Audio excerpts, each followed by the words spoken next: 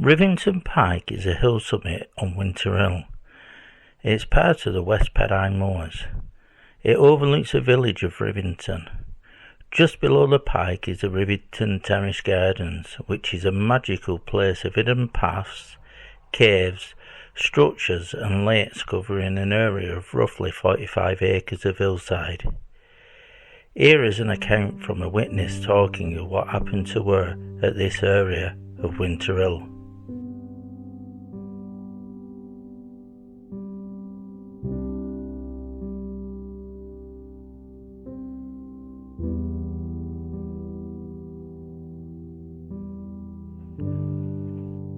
No, what happened to us, it must have been about 10, 11 years ago. I think in fact, I don't know if it was New Year's Day or New Year's Day after New Year.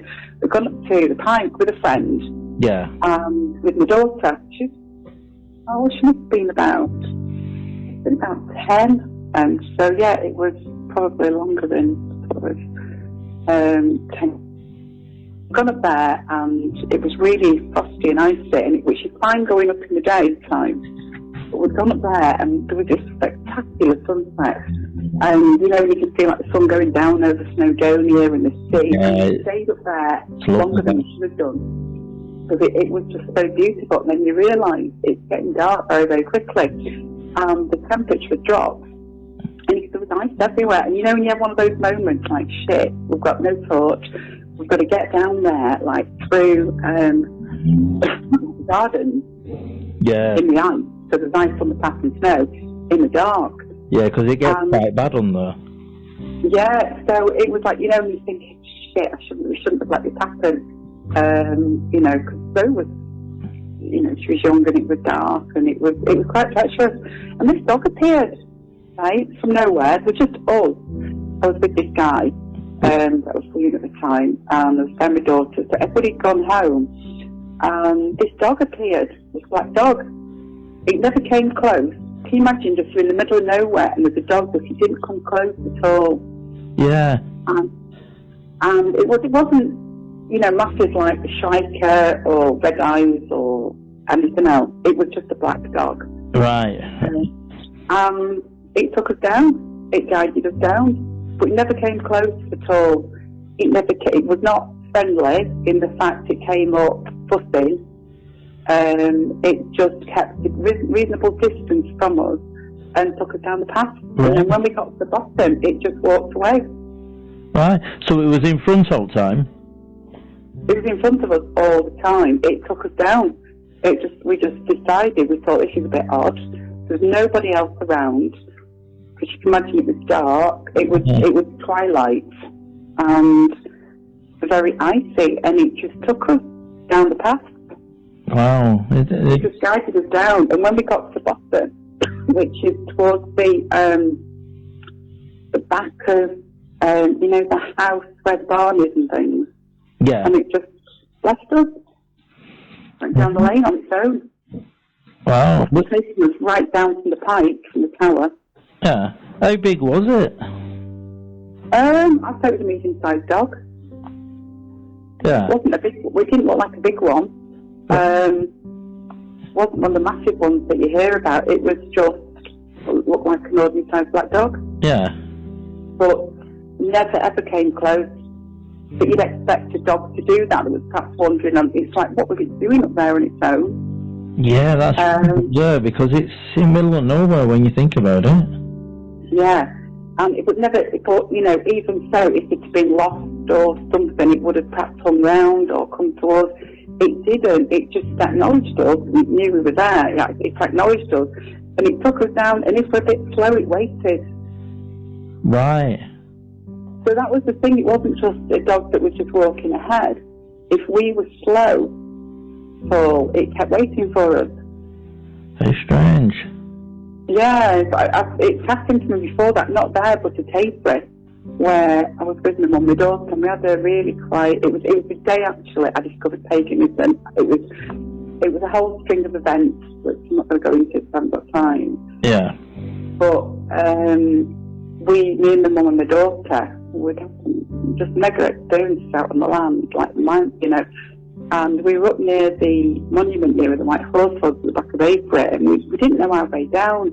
We got a little bit lost, and again a black dog appeared and took us down, and guided us back down to the car, and then just went.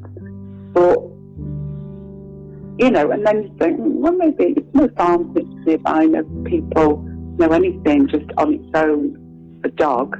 Yeah. That took us down. But this was Rivy, expect things like that at Avebury. Well, you do, but Rivy, you don't.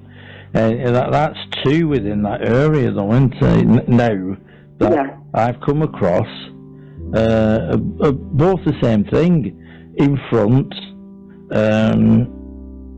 and not letting anyone touch it. Yeah, that's it. Never came close at all.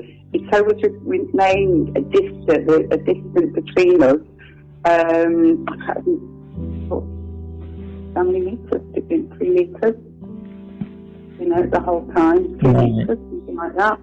Never came close at all. But it knew we were there. It waited for us. It guided us down, and it stopped. We waited, and it looked, and it just took us right down the path. I think it would have been quite dangerous because we hadn't got a torch. We didn't know the way. It was all icy, and it just took us the route down, which I can't even remember.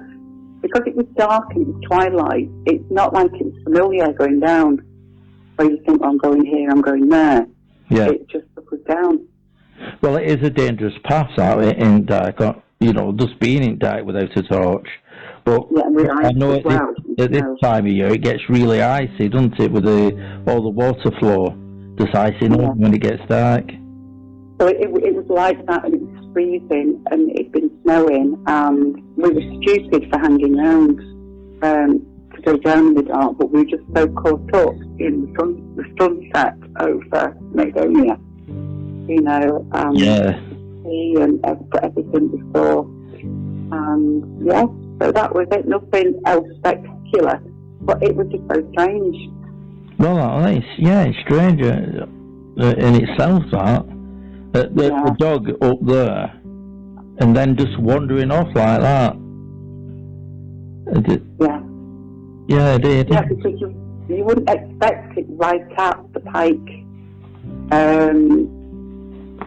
All right, so you was actually at the Pike when it appeared? Yeah. Oh, so that's a fair distance, it won't be? Yes, it wasn't just a small distance. We were just going down. I think we'd just come from the Pike. I'm not sure if we'd just descended from the Pike itself, so that, and that was where it appeared. And it just wandered off in a different direction altogether. Yeah, so that's how far it took us. Yeah, but not back towards the Pike. Yeah, right from the Pike, right the way down. Yeah. I mean, the dog, it didn't turn back to the Pike, it went a different way when it left you. Yeah, it did. It took us all the way. I don't even know the route it took me, because I didn't know the route. Yeah. Because it was dark. And it took us right down to the bottom. And where you get to the bottom, right to the bottom of the gardens? Yeah. And you get out at the gate.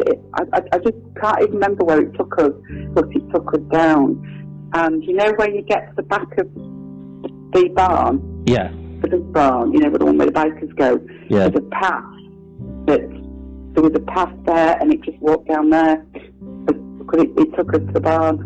Right, yeah. Yeah, I know. So that's a hell of a long way. Yeah, it is, isn't it? For a dog to be on its own, it's a long way, that. Yeah. But it just waited for us, it just made sure, but never ever came close. That was the weird thing. It wasn't like shit with the dog here that's like, could come to fuss or see you. Yeah. It was just there, ahead, and just took us down, black dog. Oh.